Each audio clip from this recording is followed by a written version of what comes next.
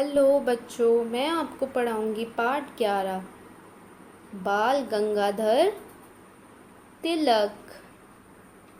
एक बार अध्यापक ने कक्षा में छात्रों को गणित के कुछ प्रश्न हल करने के लिए दिए। कक्षा के सभी छात्र तल्लीन होकर अपना कार्य कर रहे थे। एक छात्र चुपचाप बैठा था। शिक्षक ने उससे पूछा, तुम गणित के प्रश्न क्यों हल नहीं कर रहे हो? छात्र ने कहा, मैंने प्रश्नों को हल कर लिया है। तो ये कहानी शुरू होती है कि अध्यापक अपनी कक्षा में जो छात्र होते हैं उन्हें गणित का, मैथ्स का एक क्वेश्चन सॉल्व करने को देते हैं।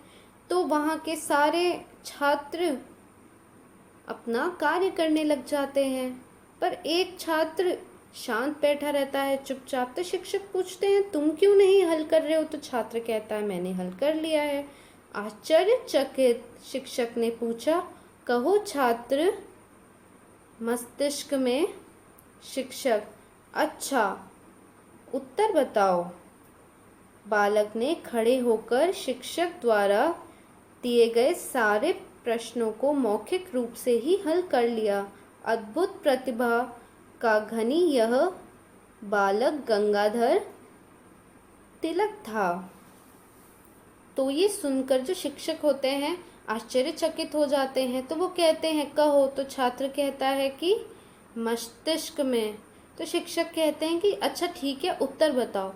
तो बालक खड़े होकर सारे प्रश्नों के उत्तर आराम से दे देता है, और यह बालक रहता है गंगाधर तिलक। बाल गंगाधर तिलक का जन्म 23 जुलाई सन 1856 को महाराष्ट्र राज्य में कोकण जिले के रत्नागिरी नामक स्थान में हुआ था। इनके पिता का नाम गंगाधर राव, माता का नाम पार्वती बाई था। इनका बचपन का नाम केशव था। छोटा होने के कारण घर में लोग इन्हें बाल कहकर पुकारते थे। बाद में यही नाम प्रचलित हो गया।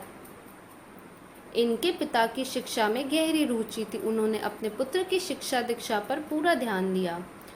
तो इनका जन्म 23 जुलाई 1856 में हुआ था। रत्नागिरी नाम के एक स्थान में। इनके पिता का नाम गंगाधर राव था, माता का नाम था पार्वती बाई। और क्योंकि घर में सब छोटे थे तो इन्हें बाल बाल कहा जाता था, और यही नाम इनका प्रचलित हो गया। और इनके जो पिता थे उन्हें पढ़ाई में बहुत रुचि थी, तो उन्होंने अपने पुत्रों को भी ऐसा ही बनाया। तिलक कुशाग्र वृद्धि के बालक थे। विद्यालय जाने से पूर्व ही इन्होंने अनेक संस्कृत ग्रंथ याद कर लिए थे। इनकी प्रतिभा से शिक्षक बहुत प्रभावित थे। गणित, इतिहास और संस्कृत इनके प्रिय विषय थे। गणित के कठिन से कठिन प्रश्न वे मौखिक रूप से हल कर लेते थे। तो गंगाधर जी जब छोटे थे तो वो पढ़ाई लिखाई में बहुत अच्छे थे। विद्यालय जाने से पहले वह संस्कृत ग्रंथ याद करके जाते थे, और शिक्षक भी इन्हें बहुत पसंद करते थे। गणित, इतिहास, संस्कृत यह इनके प्रिय विषय थे, और गणित के कठिन से कठिन सवाल ये मुंह से ही बना लेते थे।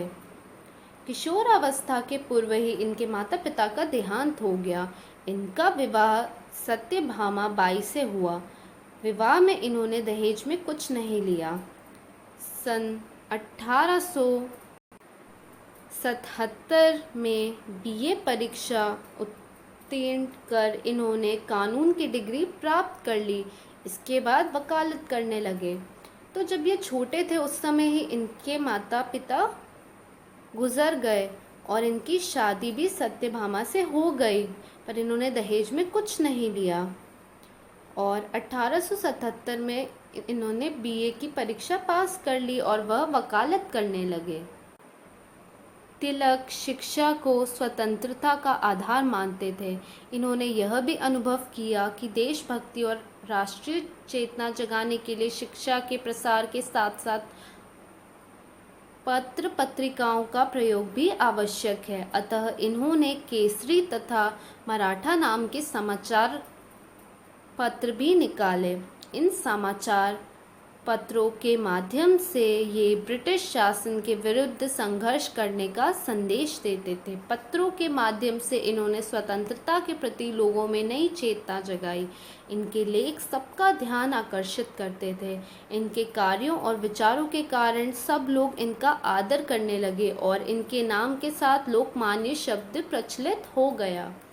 तो गंगाधर जी ये मानते थे कि स्वतंत्रता हमारी शिक्षा ही उसका आधार है, और वो ये भी मानते थे कि देशभक्ति और राष्ट्रीय चेतना जगाने के लिए शिक्षा तो चाहिए ही, पर पत्र पत्रिकाओं की भी ज़रूरत होती है। इसलिए इन्होंने समाचार के लिए केसरी मराठा पत्र निकाले।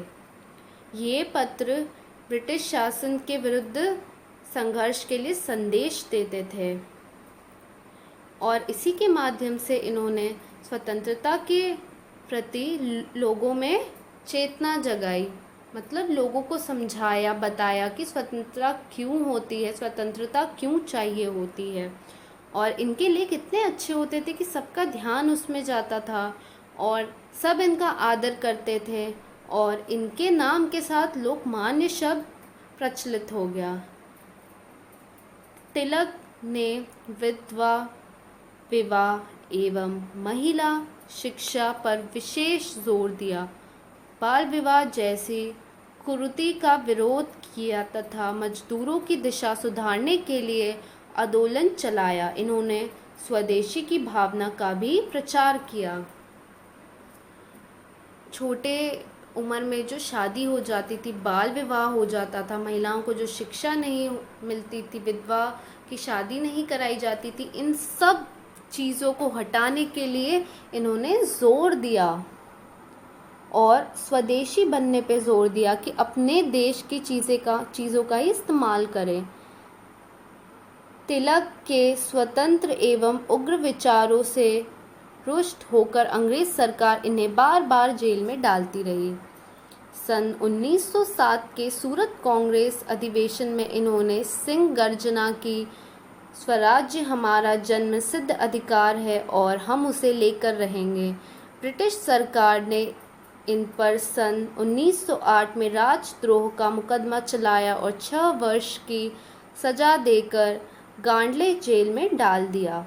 यह समाचार पूरे भारत में आग की तरह फैल गया। इसके विरोध में मुंबई के बाजार मेले बंद हो गई।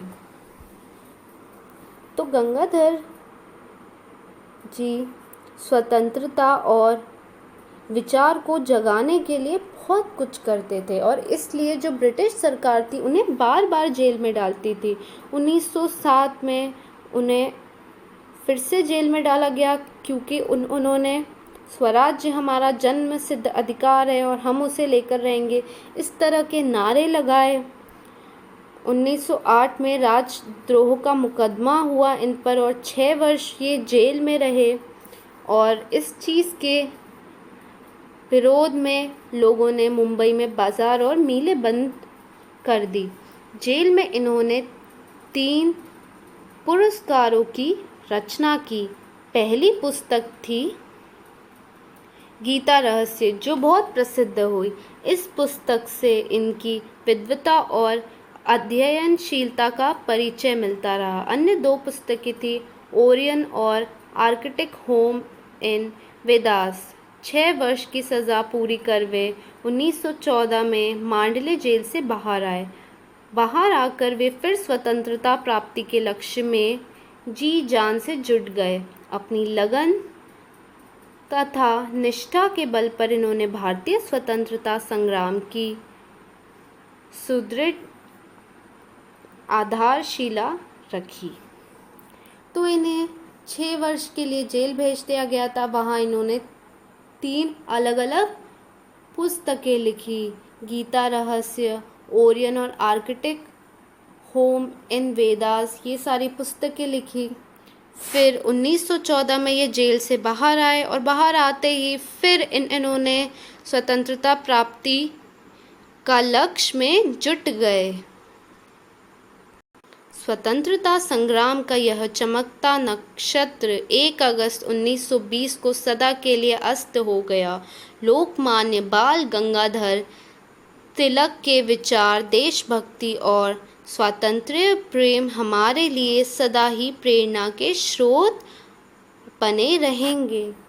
तो 1 अगस्त 1920 में इनका देहांत हो गया और इनकी जो सोच थी, इनकी जो प्रेरणा थी, इन्होंने जो चीज़ें की वो हम हमेशा याद रखेंगे और हमारे लिए वो हमेशा प्रेरणा का, मोटिवेशन का सोर्स बना रहेगा, स्रोत बना रहेगा।